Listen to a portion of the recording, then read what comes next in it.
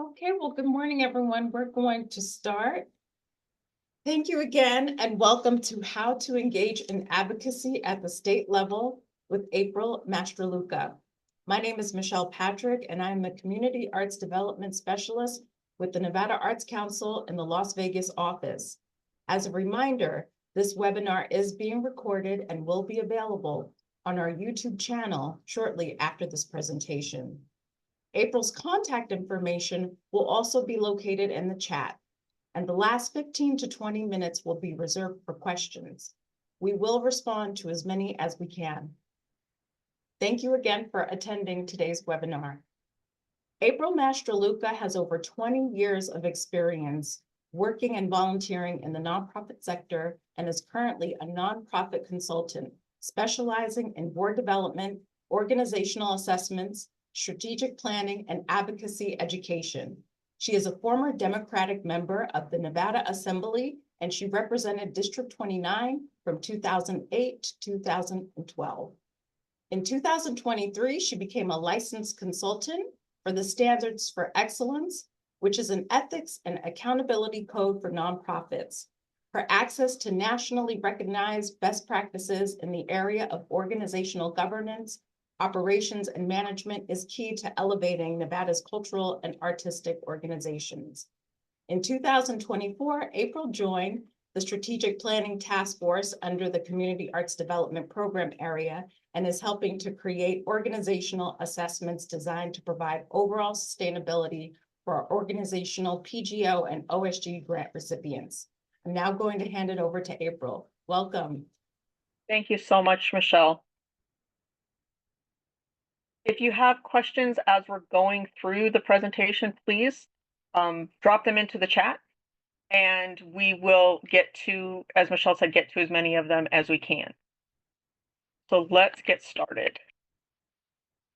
So today we're going to talk about the do's and don'ts of advocacy, what nonprofits can and can't do. We'll talk about understanding how the Nevada legislature works, a strategy for meeting with policymakers and what that feels like. And I will also give you kind of advance notice that we will be doing an exercise where we break into breakout rooms. And that is going to be an exercise where we're going to do some role playing about having that conversation. And then we're also going to explore just grassroots advocacy. What does that look like, and how do you put that together? So what is advocacy in itself? Well, it's the act or process of supporting a cause or a proposal. And what a lot of people don't realize is that we advocate every day.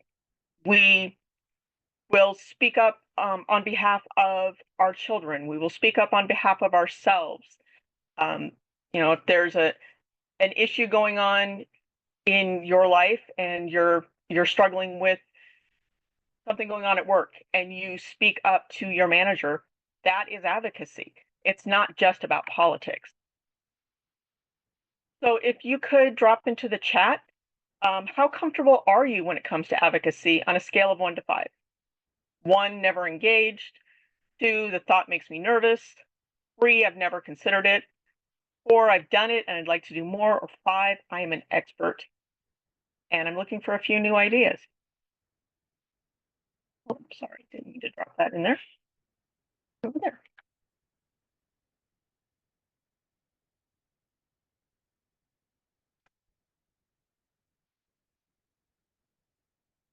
Looks like we have a couple people that have done it.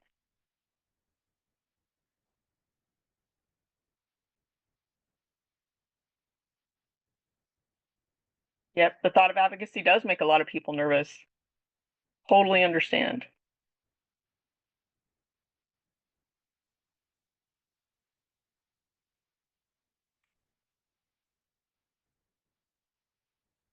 So why does advocacy matter? Well, from a nonprofit standpoint, it really gives you the opportunity to create change and have an impact long-term for the people that you serve, the communities that you serve, and your organization itself. So the question that I get a lot is, can nonprofits advocate? actually, I really get the comment of, we're a nonprofit, we can't advocate. And that's not true. You can advocate if you follow the IRS rules. And the IRS has a lot of rules.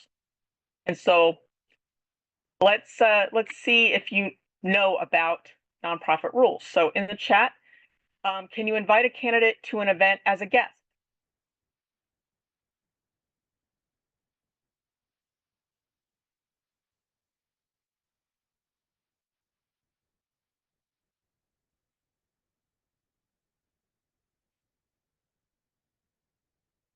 Everyone has said yes. And that's correct, you can. The rule is that they can't identify themselves as a candidate. They need to be there in their official capacity as it is now, whether it is a sitting legislator or a sitting member of the city council. If it is someone that's coming as a candidate, they can't be acknowledged as a candidate. So if Bob Smith owns a meat packing company and he's coming, and even though he's a candidate, he can be introduced as Bob Jones Meat Packing Company CEO, but he can't be introduced as a candidate, but he can be invited to the event. So let's try the next one. See. Can a nonprofit post on social media expressing their organization's support for a candidate? Yes or no?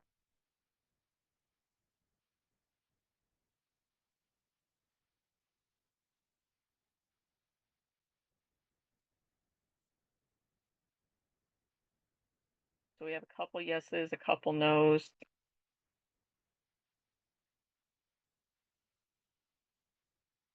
Yes, but probably unwise. The answer is no. A nonprofit needs to be nonpartisan at all times. And so unless you are a 501c4, and I assume that most of you are 501c3, you cannot post on your social media expressing support for a political candidate. And if you are doing this as an individual, so if you're on your own social media and you are supporting a candidate, you can do that, but you need to make sure that you clarify that this is your opinion, not representing your organization. If you are known as the face of your organization, that makes it a little bit more difficult because it's still hard for a lot of people to separate you from your role. So you need to be really conscious of doing those kinds of public postings, public speaking. You don't want to be at an event for an organ or for a candidate and be there representing your organization. So it needs to be, you need to remember that you are nonpartisan. So last one, can a nonprofit sign on to a letter in support of a ballot question? Yes or no?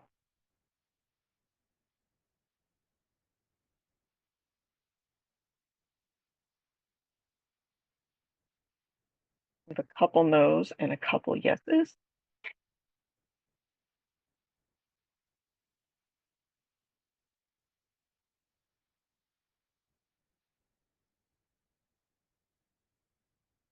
And the answer is yes. And the reason why is this falls under what is considered lobbying. And so that is about urging the public to contact members of a legislative body to support, oppose, or propose legislation. So in support of a ballot question, yes. In support of a candidate, no. So kind of the overall do's and don'ts. You can advocate for an issue. You can encourage people to vote on a ballot question. You can ask elected officials to support an issue. And you could even host a candidate forum or send out candidate questionnaires about your issues, but you need to give everyone the opportunity to participate. If they choose not to, they choose not to. But if you're going to have a candidate forum, if you're going to send out a questionnaire in order to publish the results to give to your members or your constituents, you need to include everybody's answers. And if they didn't answer, you need to say, this candidate did not choose to return the survey or to return the questionnaire. Some don'ts, you can't show public support for a candidate, you can't encourage people to vote for a candidate, and you can't spend a significant amount of your budget on advocacy. So what's a significant amount? No one really knows. The IRS never set those guidelines, but there is a test called a 501H election that the IRS provides that creates limits based on your budget. And your budget would have to be really big in order to be seriously affected by this. But if you want more information, and once you file a 501H, you file it forever, like you don't have to do it again. But you can go to irs.gov and type in nonprofits in the search, and it will bring you all the information, and you can look up a 501H election and see if it applies to you.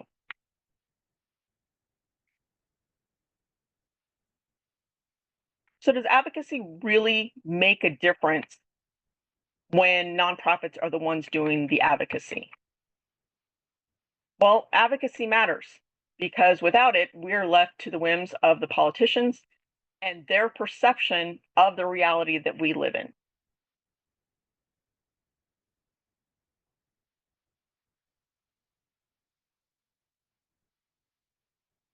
And Sarah asked, can you encourage people to vote, not endorsing a candidate, just get out and vote? And the answer is yes. You can do GOTV or get out the vote campaigns to encourage people to vote. You just can't encourage them to vote for a specific person.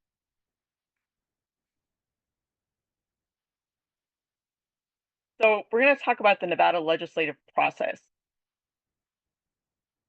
And so the Nevada state government, the Nevada legislature meets once every 2 years, not annually. Only 4 other states meet every other year: Nevada, Texas, Montana, and North Dakota. And that means that in that one legislative session, those states are doing policy and budget. And a lot of states break it up where 1 year they'll do policy, 1 year they'll do budget. But Nevada is one of those states that it all gets done at once in 120 days, which is not a lot of time. So it starts on the first Monday in February in odd numbered years, and it ends 120 days later, which is called sine die. And that's a special session can be called if they're not done, but after there was a while back where session went on for way too long.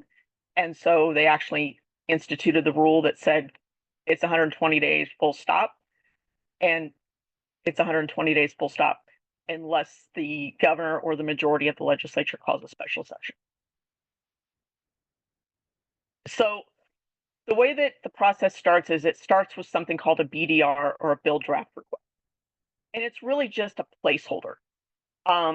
So it can be requested by legislators, legislative committees, the governor, the Nevada Supreme Court, state agencies, and local governments. But they don't get an unlimited amount of BDRs.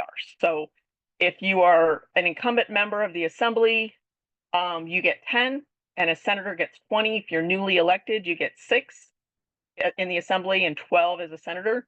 Committee chairs also receive a limited number, and the speaker and majority leader of the Senate and the assembly each get 25, and minority leaders get 13. So in 2023, there were 1,234 bill draft requests submitted. And if you look at the example of some of these bill drafts requests on the screen, you'll see that they're very vague. For example, Senator Spearman said that she requested a bill draft request for revising provisions related to healthcare. That's a really wide area. So it's really that placeholder to say, I'm going to put something in there. I just haven't exactly figured out what it's going to be. So out of those 1,234 BDRs that were submitted, 1,096 were actually drafted. So there were a lot of BDRs that were just kind of left on the table. Of those, 610 bills actually passed both houses. And of those, 573 bills became laws. So you started out with 1234 and you ended up with 573. Again, it's 120 days to get through all that.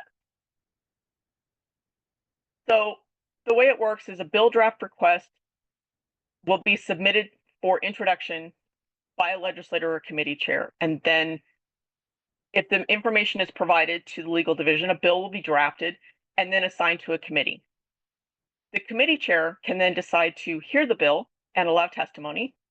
They can refer it to another committee if they think that it's not applicable, or if it is something that involves money, so finance or ways and means, depending on the House. Or they could just put it in the drawer and not hear it at all. So after the bill is heard the first time in committee, after any amendments are added, it'll be added to a work session agenda and voted on by the committee to move it to the floor. On the floor, it'll be read and debated and then voted on by the body. And then bills that are past the first house are then moved to the other house where the whole process starts all over again. So for those of you that are familiar with Schoolhouse Rock, it's very accurate. You go to one house, you get through there, you may get stuck in committee, you need to go to the other house, and then hopefully it gets signed by the governor and becomes a law. And again, if you grew up during this time, pretty sure the song's running through your head right now, and I don't apologize for it. So once it goes to the second house, there's a process is repeated. It can get changed if it gets changed. So for example, if it starts in the assembly, it passes in the assembly, and then all of a sudden in the Senate, they say, no, we want to make a change to it.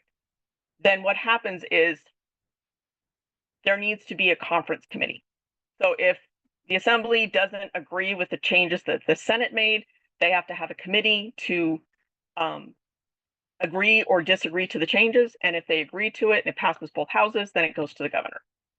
So the governor has three options. They can sign the bill, they cannot sign the bill, or they can veto the bill.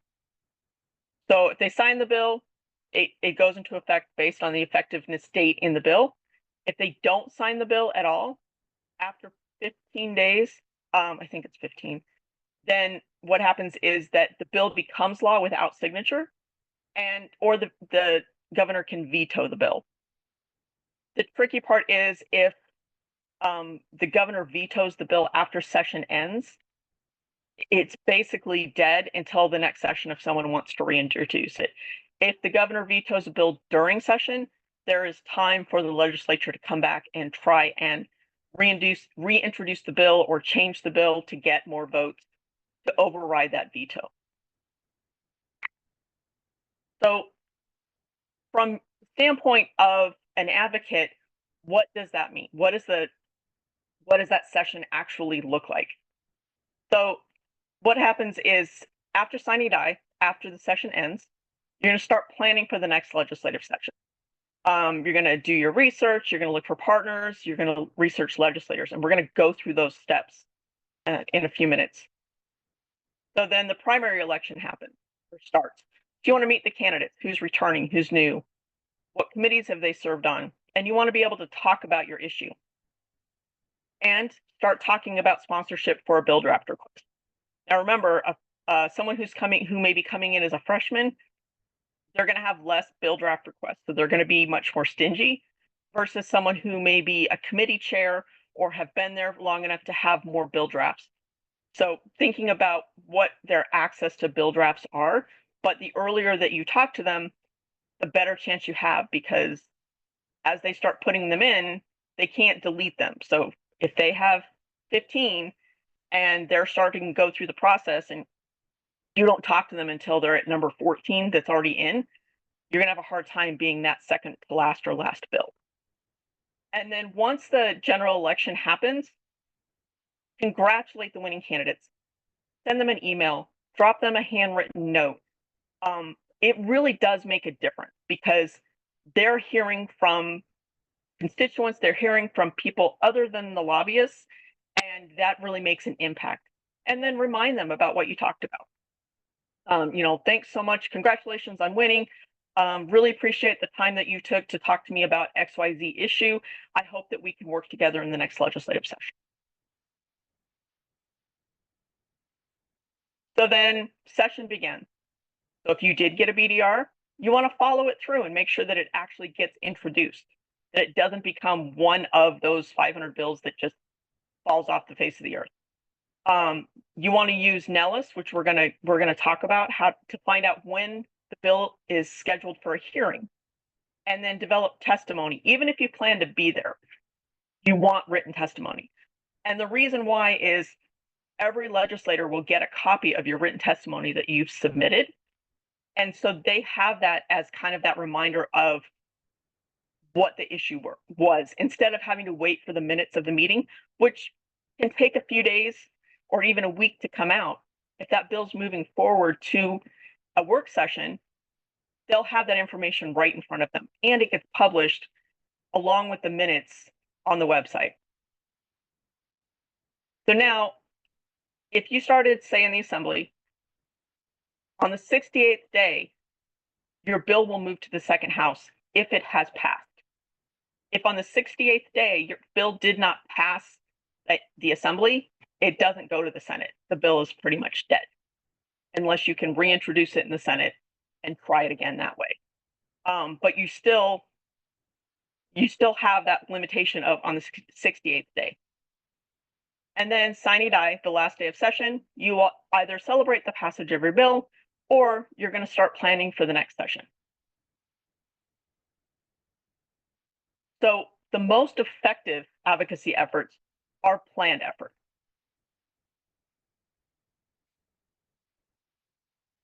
So you want to think about data collection and action plan, collaboration, education, and communication, and negotiation. And we're going to go through those. So you want to gather your information. What's happening? Well, say, for example, you live in Arizona, and in Arizona, there is a law that says that no donkeys are allowed to sleep in bathtubs. I don't know why it's a law, but it is. So you are with an organization that creates beds for donkeys out of bathtubs. And so this is an issue because it's preventing you from being able to build your business or, build an organization. So what should be happening? Donkeys should be allowed to sleep in bathtubs. But why is it happening? It's because it really is affecting the business, or it is affecting something that matters to the people in the community. And what might happen next? Well, if this doesn't change, the community is not going to have access to this, and you're not going to have a business that can do this. Kind of a rudimentary description, but it really is figuring out each of these steps. What's happening, what should be, why is it happening, and what might happen next. So then you want to create a plan of action. So you want to research potential solutions. Have other states solved this problem? What does that look like? Build your network. What other organizations are affected by this?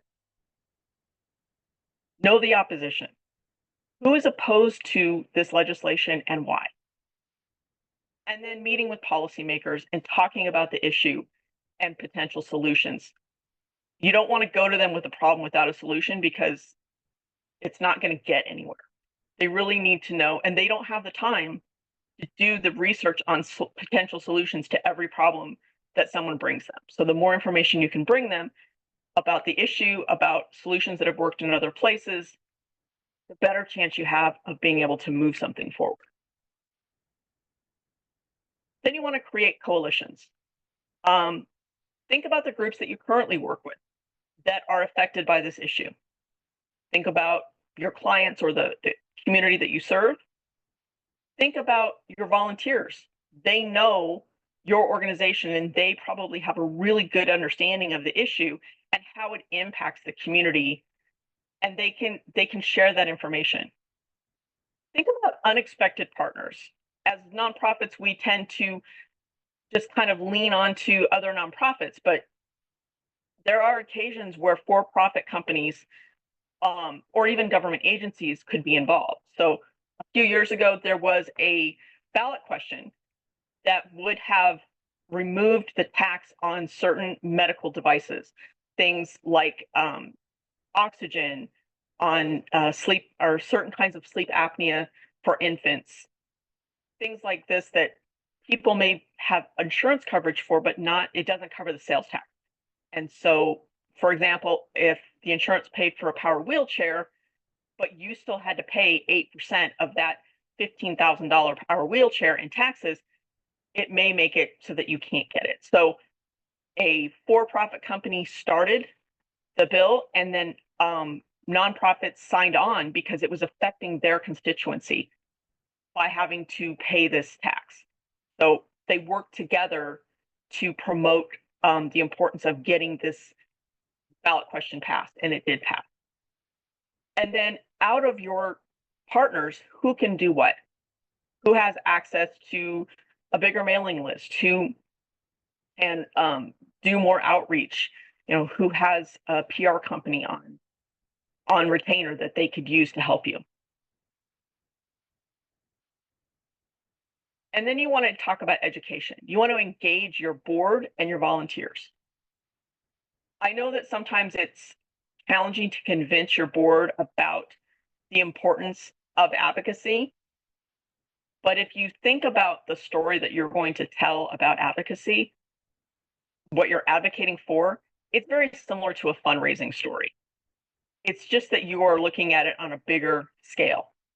So you want to educate your board and your volunteers about the issue, what the issue is, what problem it's causing, and what the potential solution is. You want to provide FAQs or emails or other collateral to your board so that they can send this out to their friends and business associates so that they can talk about this to other people that they know and have as much information as possible. And then you want to invite them to come along and meet with legislators or even testify, because they bring another voice. And a lot of times the people that are on your board are members of the business community, and that can, make an impact because they can be speaking for a larger constituency than just your organization. And then you want to communicate and mobilize people around the issue. It's much easier to get a bill passed if you've got more voices in the community that are talking about it. You can use social media about the issue. You can send emails to the people that you work with, the organizations that you work with, to the people that you serve. You can make calls and encourage them. You can send out letters. You can utilize the press. You can get a press release out, maybe do an interview so that you get some wider coverage. And then there's something called Lobby Day. And I will tell you in advance that I'm a little biased about Lobby Day. There are different ways to do it. Doing a Lobby Day where you get a group of people that come to the legislature and, have made appointments with different legislators that will come and maybe sit in the gallery of one of the houses or both of the houses, all wearing the same shirt and saying, we're here, maybe having some kind of proclamation about your organization. Those can be very effective. Some organizations will do a Lobby Day where they reserve a specific room in the legislature up on the third floor, and they will bring in breakfast in the hopes of bringing legislators to them so that they can talk about the issue all in one place. What I find is most times you're spending money to feed the staff because the legislators either don't have the time to come, or food is not a good enough reason for them to come. So just be thoughtful about how you can utilize a Lobby Day, how you can make a bigger impact by showing your group and showing your issue to a larger number of the legislators all at one time by being in the gallery, by making appointments, by walking through the halls and talking about your issue. So compromise. And I know that compromise can be a dirty word in today's political environment, but it's really important. And what you need to know is about when you should compromise. So when you're working on a bill with a legislator, you need to know and share with your legislator what information, what pieces of your bill you will compromise on. You never tell people what your hill to die for is. If you're working on a piece of legislation that would, we'll go back to the donkeys, would allow the donkeys to be able to sleep in the bathtubs for 8 hours. And that's the most important part of it to you. You'll have other pieces in the bill that you can compromise on to try and avoid having to compromise on that one piece. So know in advance what you're willing to give up and make sure that you have things. If you walk in and it's all or nothing, chances are you're going to get nothing. So having those things that you know you can compromise on will help you move the bill along. And then how to find a good compromise. Honestly, the best, you know that you have a good compromise if everybody walks away from the table just a little bit unhappy. If nobody gets everything they wanted, then that's kind of the key to a good compromise. So when you're putting together a plan, it's really important to have the pieces kind of laid out so that you know what you're going to be doing. So this is an example of an advocacy prep plan, and there is a link in the chat to one that is blank that you are welcome to download. But this is an example of a bill that I actually worked on and passed in 2009. And at the time I worked for the National PTA, and I had seen a similar type of bill pass in other states. And so I had some knowledge about it.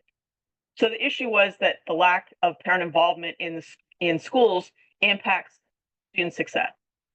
I had the why, I had the impact, I had some potential solutions, and I knew what the opposition was going to be. So then, was there model legislation that I could work from? Yes. At the time, it was in 8 states and DC. So I went through that legislation and went, okay, what's good? What do I like about what they have? I liked the range from 8 hours a year to 24 hours a year. I liked that you could use vacation or personal time in lieu of of having paid time off specifically for this. What didn't I like about those laws? Well, Louisiana, they could grant leave, but it wasn't required. In other states, it was only for companies of employees of 50 or more. And then what was the result of these bills passing? Well, there was reduced absenteeism, promoted better behavior, increased student achievement, and improved parent and teacher satisfaction. So what partners could I potentially work with? Well, I could work with the Nevada PTA. I could work with the school districts, Washoe County and Clark County. Advocacy Prep was very active at that time in the legislature, and the NSEA, the teachers union. So what could they bring? Teachers, volunteers, parents, education experts. What were the challenges of working with these groups? Well, I knew that because PTA was all volunteer, it could be a little disorganized. Teachers can't testify during school hours, so it limits, who your pool of people that can testify would be. And every group had a separate line of communication. So figuring out how to get information out to all of the groups, the same information to all the groups, that would work. What would be the benefits of working with these groups? Well, PTA nationally has helped with parent involvement. Educators carry a lot of weight with a lot of legislators. They have a lot of respect for teachers and the knowledge of what they see in the classrooms. And the school district and the teachers union had paid lobbyists that we could utilize. So we had the ability to reach all the teachers. We had lobbyists that would help us follow the bills. And then the PTA had a wide audience of parents that they could send information out, asking them to write letters in support. So what was our plan? We were going to create potential legislation for a BDR and find bill sponsors, which I was the bill sponsor. We would, our responsibility was to work with the state PTAs and the lobbyists and reach out to the legislators who are teachers to see if they could be potential sponsors or be co-sponsors and sign on. You can have 1 or 2 or 3 or 4 bill sponsors. You can have all of them as a bill sponsor, but then you can have people sign on as co-sponsors and support. You wanted to get a BDR in place before the end of the year before session. You wanted to collect your data and research about other laws, because that needs to go to the Legislative Counsel Bureau in order to help draft the bill. And then you knew that you had reached success if you had a bill sponsor and a BDR number. So then we worked on educating the public about the bill and how to recruit people to testify or send letters of support. We had who was responsible, the timing of when we wanted to get this done, what resources that we needed, and then the success was getting the bill assigned to the Education Committee and having a hearing, having a certain number of letters and emails sent to legislators, having a number of witnesses to testify in support, and having press coverage from 2 or more outlets. And we had a plan for opposition. So we had the lobbyists from NSCA and the PTA meet with the bill sponsor, find common ground. We knew what the opposition was going to be to the sponsor, and we wanted to be able to prepare them. We wanted to start working on that as soon as the bill is dropped. And we wanted to get support from at least 1 chamber of commerce and 2 or more business owners to come forward and testify in support of the bill. The bill did pass. I did make a lot of compromises, but it is a bill that's on the books that allows parents to take, in a long time, to take, I think it was up to 4 hours a year unpaid time off to volunteer in the child's school or classroom with 7 days notice, and the time has to be agreed upon by the employer and the employee. So how do you identify legislators or candidates that are connected to your cause, that have an interest in the issue that you're working on? So you can go to the Nevada Legislature website, which is leg.state.nv.us. And if you look at the arrows here, what you would do is you would go to session info and you would look at the previous session. And then you will use the contact information that is in there.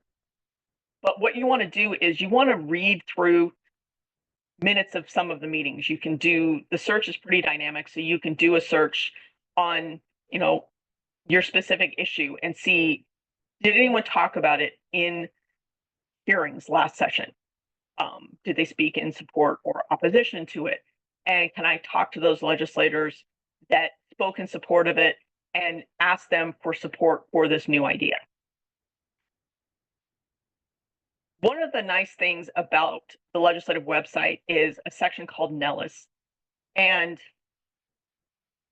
I can never remember what Nellis stands for, but it's a legislative information system.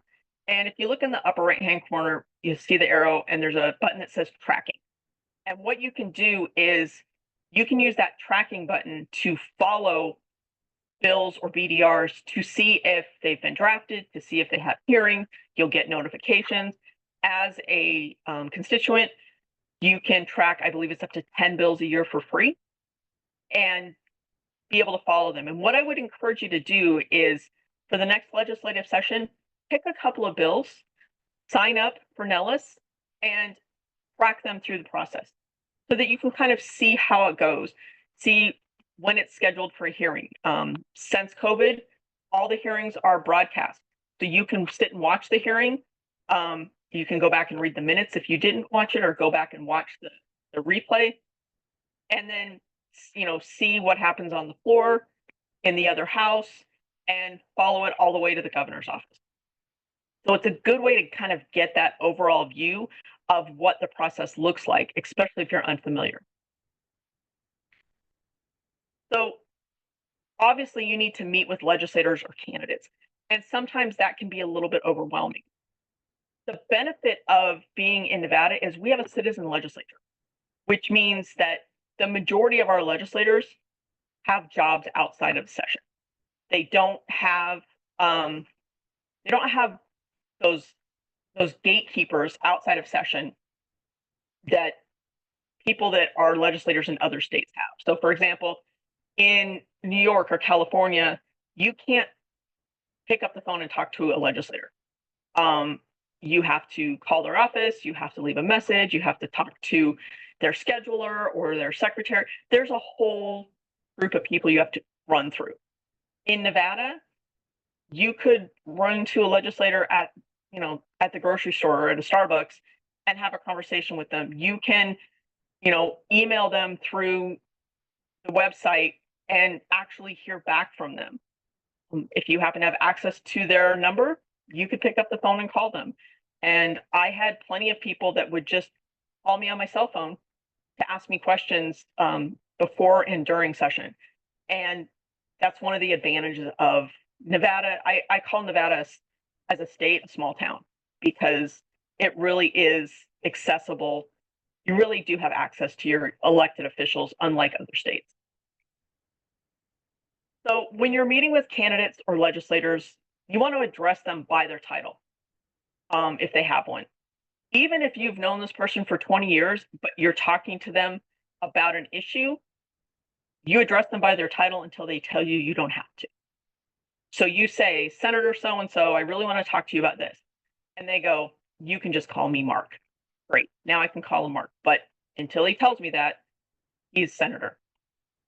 Always assume that you only have 10 or 15 minutes to get your idea or question.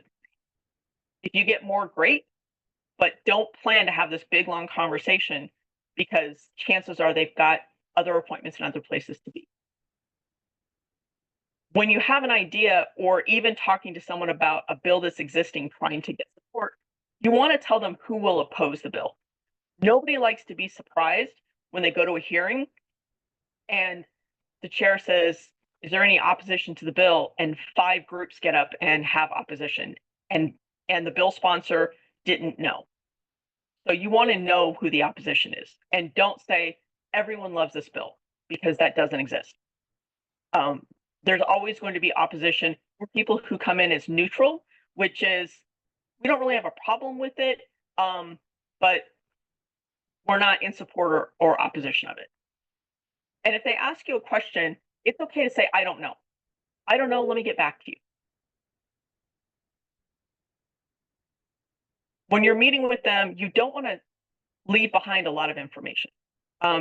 Sometimes groups will make these beautiful full color packets with pockets in them and all of this great information. And chances are it's going to end up in a drawer. And at the end of session, it's going to get thrown away.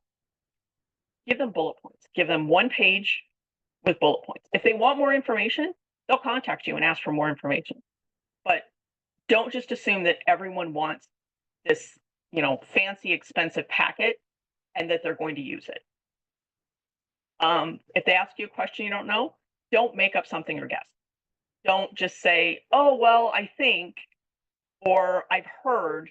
Say, let me research that and get back to you, because you want to give them accurate information.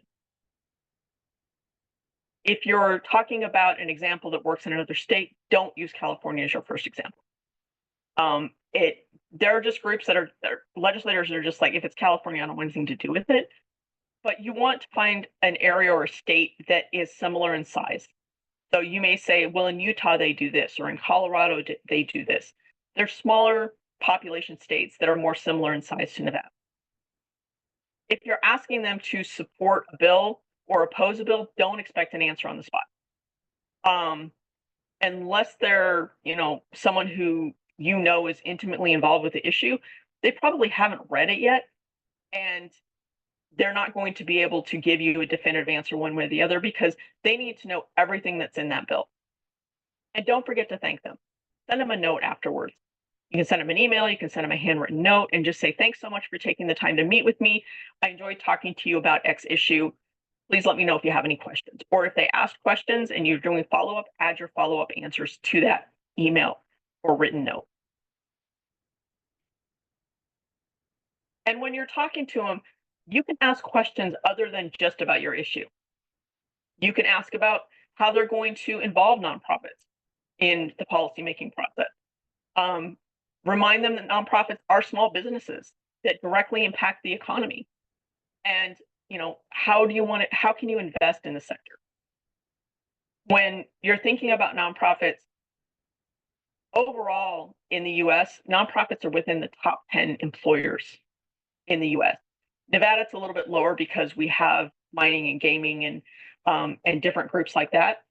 But it still ranks up there in the number of people and the volume of expense or for businesses in Nevada. So you can remind them of that it's not just these little teeny tiny volunteer run organizations, that there are nonprofits that contribute to the economy through taxes and just like every other business. So a good way to practice having conversations with a legislator is doing role playing.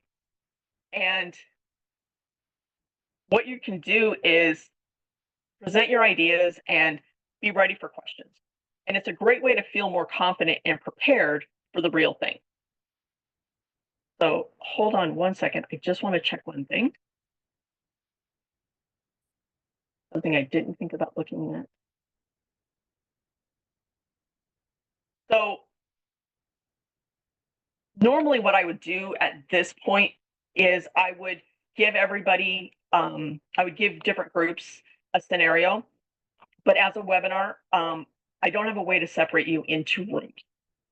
But what I can do is I can give you some scenarios. We can drop the scenarios in the chat, and we can also drop what kinds of questions a legislator may ask. And that way you can kind of see and think about what information you need to know in advance. And you can see and think about what kinds of questions you may get from a legislator, and so that you can be prepared for them.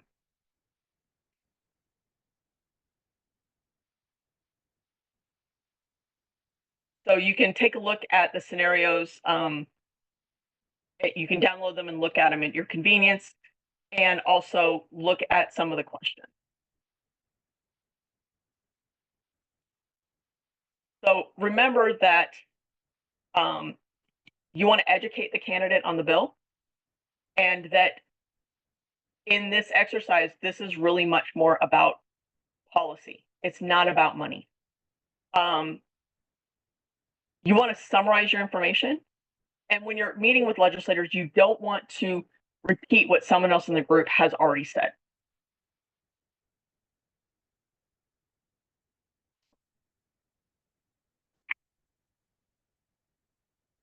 So after, you want to kind of do a debrief with your groups. What worked and what didn't?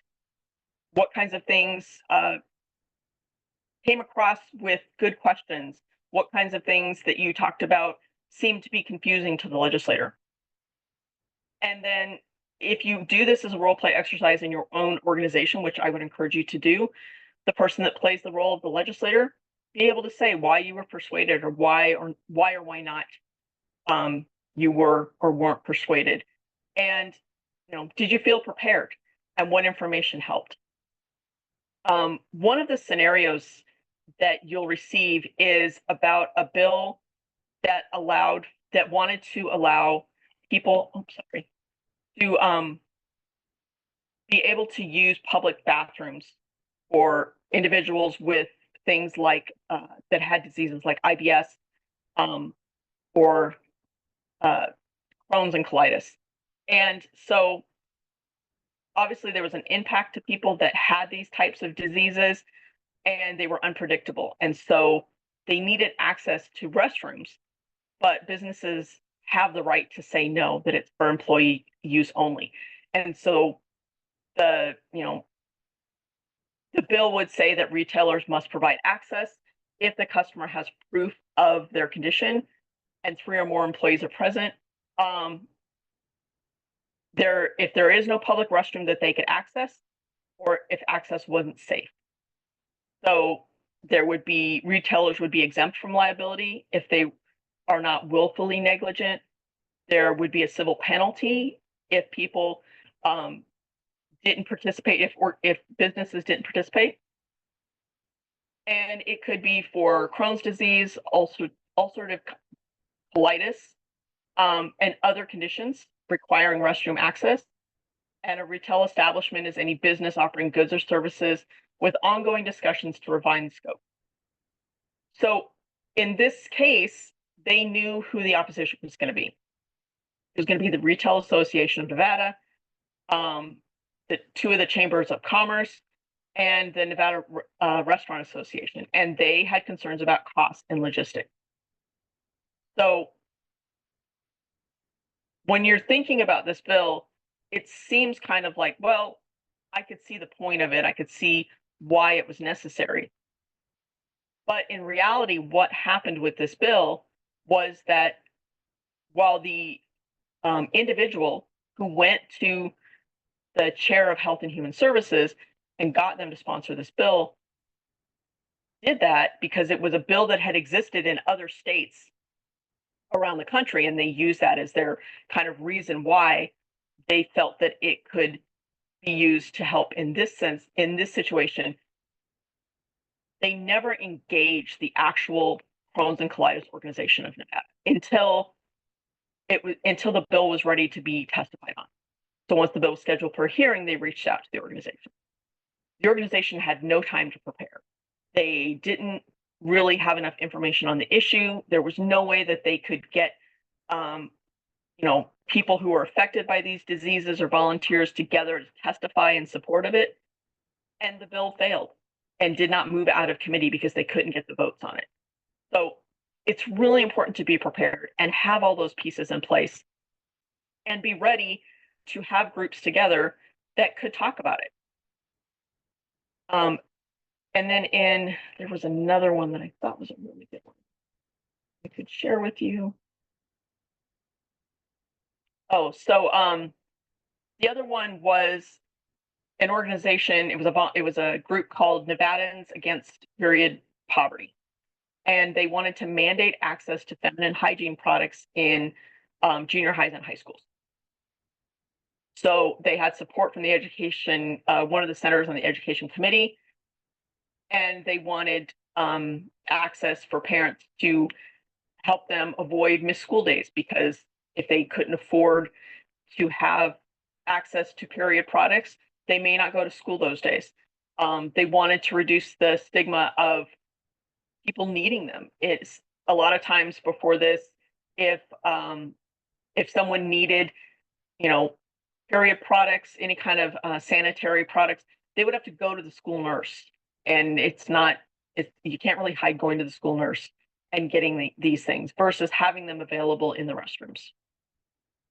The law had been passed in multiple states, and actually had an increase in school attendance because of providing the free product.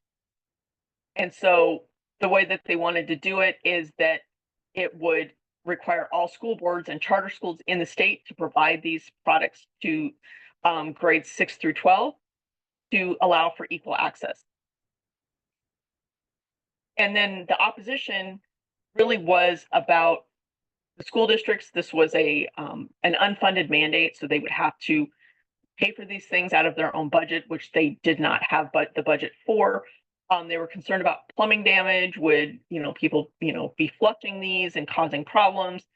And they also really wanted to know, is this really that big of an issue? So they had students in support from UNR and UNLV. They had groups like Planned Parenthood, the National Organization of Women, Women's Research Institute of Nevada, that could all speak in support of this. And then the opposition was the school districts and the Nevada Association of School Superintendents, again, talking about costs and logistical concerns. This bill did pass. The compromise was that it would be put into effect in waves. So it would start out in certain grades the first year, more grades would be added the next year. And then by the third year, all grades from 6 through 12 would be included in this law. And it did pass, and it was signed by the governor. So those are some examples of things that you need to know and have answers to in preparation, and kind of what those things look like. You have the bill draft numbers for those.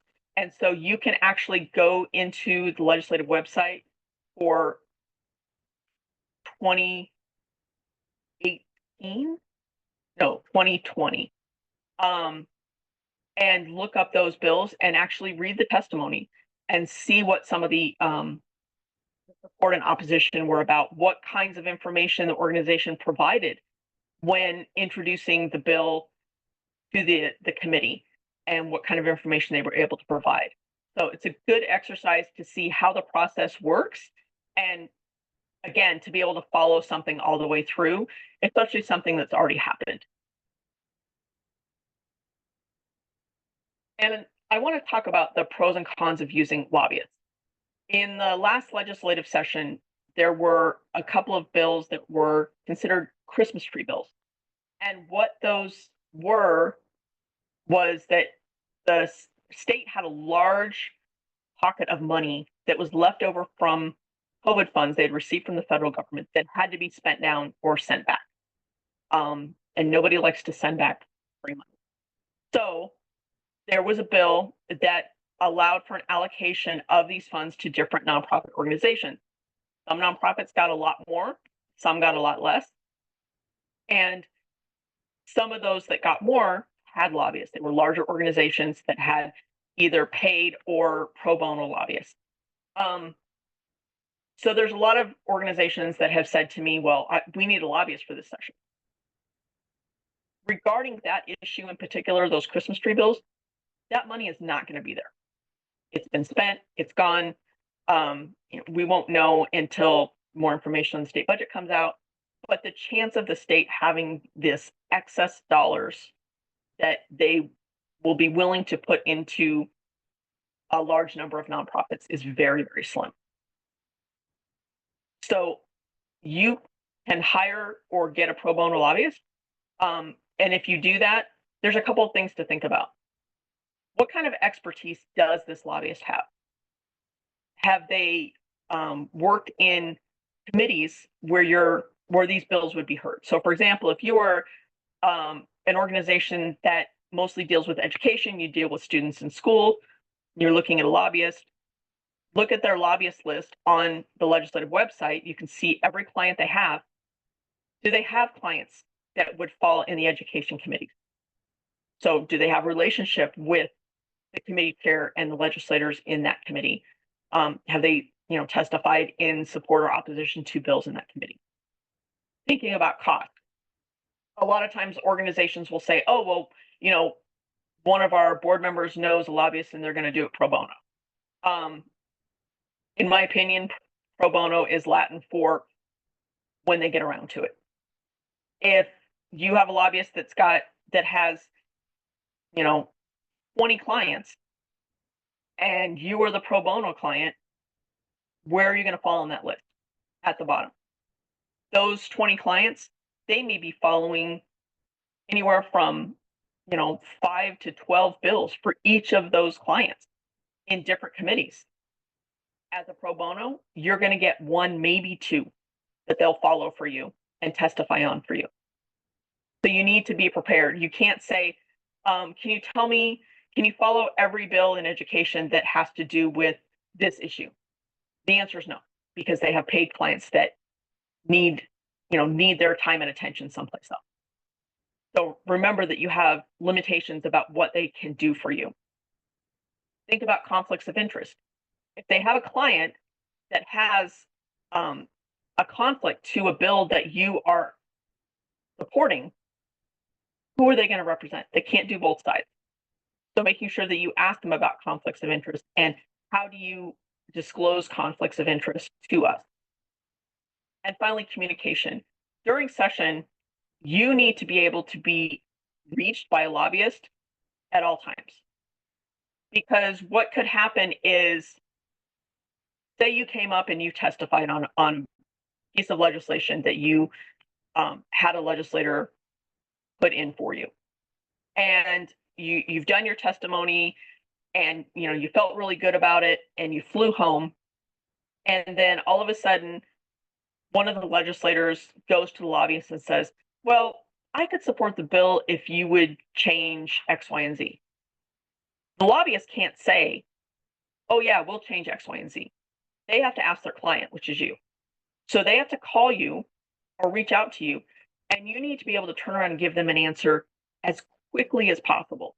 And if they can't reach you, that bill could go to work session without that change and fail, or it could go to the floor and you won't have enough votes because you didn't have time to make the change that you probably would have been willing to make. So you need to be able to be reached. It's not a matter of we're going to hire a lobbyist and then I don't have to think about session. You really are going to have to be very involved with what's going on. Having regular calls with your lobbyist about where this bill is in the process. Is it scheduled for a hearing? And all of this you could be tracking on Nellis, but is it scheduled for a hearing?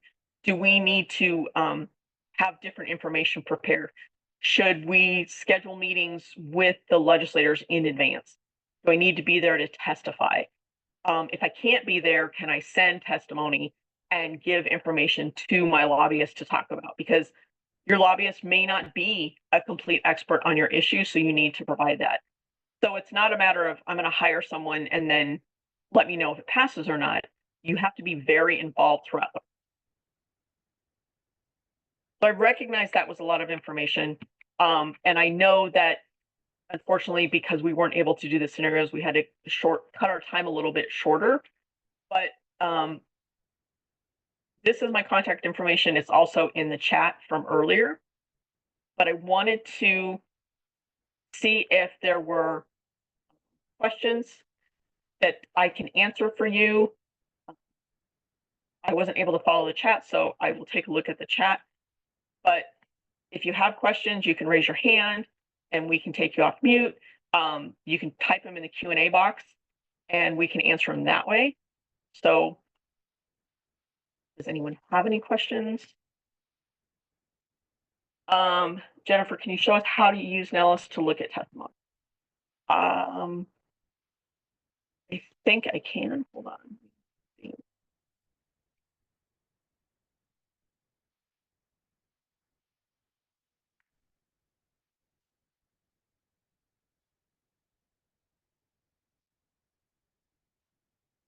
So, like I said, with Nellis, it is very easy to sign up for that tracking. And you can follow those bills as you find them. So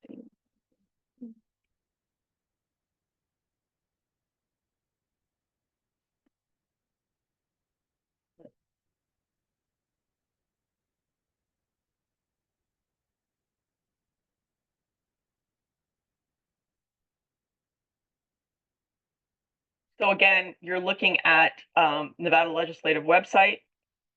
You're going to want to go to session info. So if we were looking at a previous session, we're going to look at the 2023 session because there's actually testimony in there. From there, you can go to Nellis.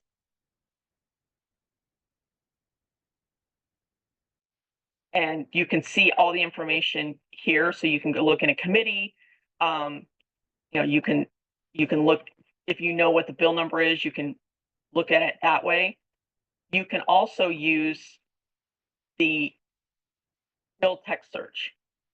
So if there is a specific issue that you're interested in, you'll be able to type it in here and do a search. Now, remember that this is every bill. So if you just type restrooms, you could get a lot or little.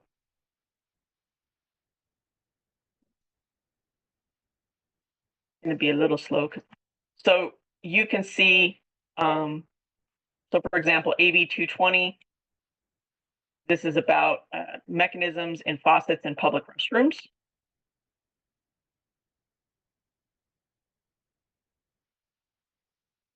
And you'll be able to see here, pulls up, I'll make it bigger.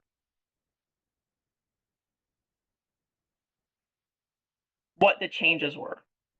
So things that are bolded in blue are new, things that are crossed out in red are things to be removed. So now from here, you can look at, do you know it's AB 220? You can go back to Nellis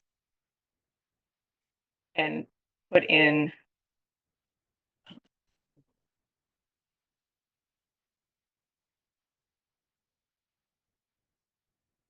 you can look in the committee that it would have fallen into. You could look just in legislation, all bills and resolutions.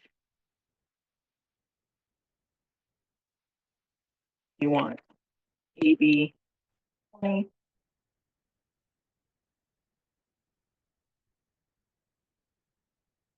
So relating to water conservation.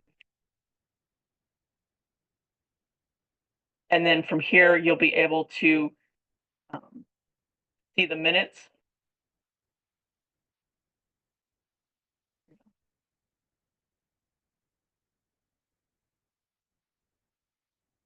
So you'll be able to see when the bill was heard in minutes.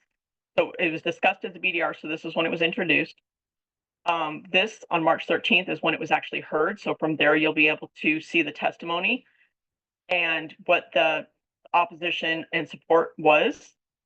And then it was sent to Commerce and Labor and mentioned, but they didn't have a hearing on it. And then there was a work session in Natural Resources. In a work session, you can't speak unless they ask you a direct question, and usually they don't. By the time it gets to work session, the chair already knows that they have enough votes to pass it, and it will move forward. Then it had to go over to the Senate, go through the same process. When it went on the floor in the Assembly, it had 30 yeas and 12 nays. In the Senate, 17 and 3.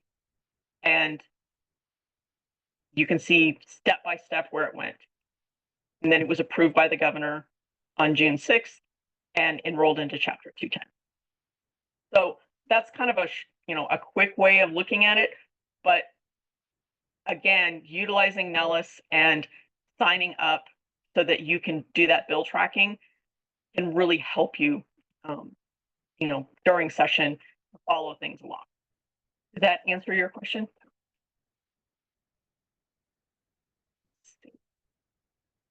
Are there any arts related BDRs and work for the 2025 session?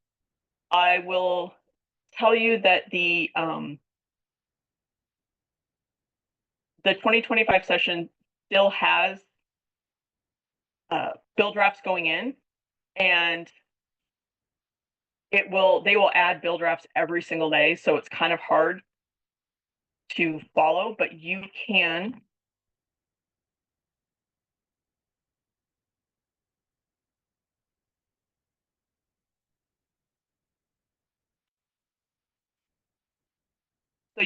go to, this is the 2025 session, and you can see the BDRs. There's already 523 in. So you can type in arts and see if there's anything there. So no. You could type in, let's see, to think of something else that would, but you can check this as often as you want. You can check it weekly. You can, check it every few weeks to see if something's come up. But like I said, right now there's a little over 500, and in the last session there was over 1,200. So there's still a lot of bill drafts that will go in. Obviously, people who are elected first time to the Senate and the Assembly, will put their bill drafts in once they are elected, and they learn how. So, there'll be a lot going in, especially in November, December, and January.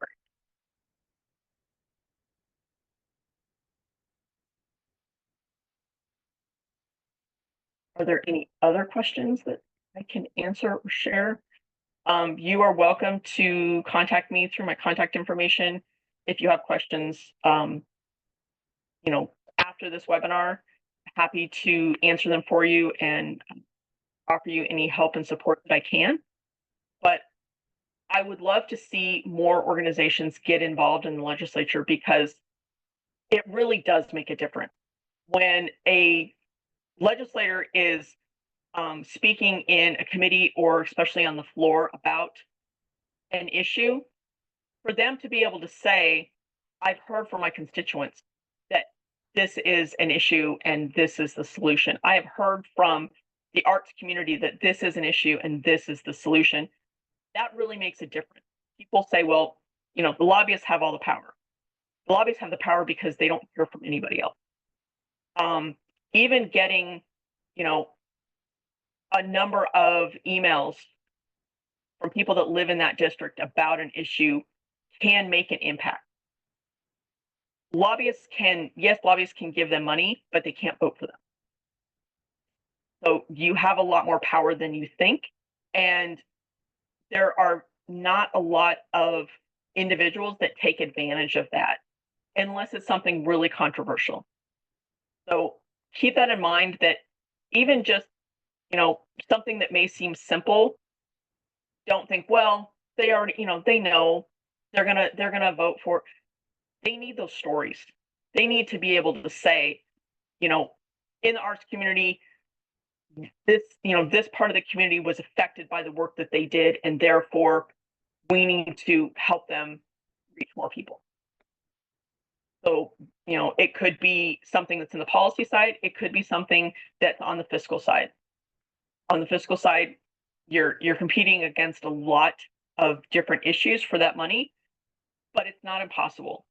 And it really is about understanding what's there, being able to follow it, and being able to make the time to have those conversations.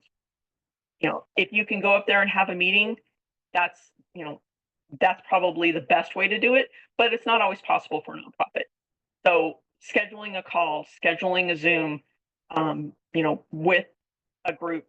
I was actually facilitated a call with Senator Cortez Masto for an organization about an issue. So I helped get it scheduled. I set up the Zoom, and then I was there just in a support capacity so that members of that group and multiple members were on the call could have that conversation with the senator to talk about, or the senator's staff to talk about the importance of that issue. And also remember that hearing from or having conversations with committee staff can be just as valuable, because committee staff makes recommendations to the chair about certain bills. So giving information to the committee staff, building a relationship with committee staff so they know who to go to when they have questions about that issue can really make a difference. It's not just always having to have a conversation with that chair. So are there other questions that we have? We still have a few minutes left. Or if not, I can give you some time back, but I just want to make sure that everyone kind of gets what they need when they walk away. Where do you find contact info for the committee staff? It is actually when you go to Nellis and you look up committees. And Anna, you're right. It is the analysts, not the attachés. So the attaché is the committee secretary, and they're not going to have the impact that the analysts will. But you can go to the committees in Nellis and be able to see all the information about who sits on those committees, who has what staff are assigned to those committees. I just realized that I'm in the 2025 and that doesn't have any information about it. But you can do it that way once you can look at past ones, because generally committee staff doesn't change a lot. But you can wait till session starts until the committee staff has been assigned and start having the conversations that way.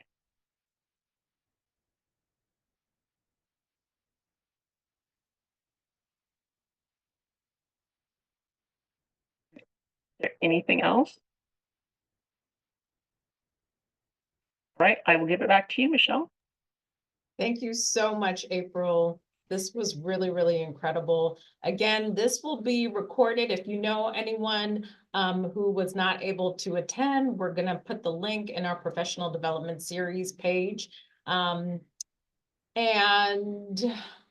please be sure to join us for our next webinar series on grant writing narratives, scheduled on October 30th from 10 a.m. to 11:30 a.m. with another strategic task force member, Laura Meyer. Thank you so much again for attending, and we will see you next time. Thank you. Thank you.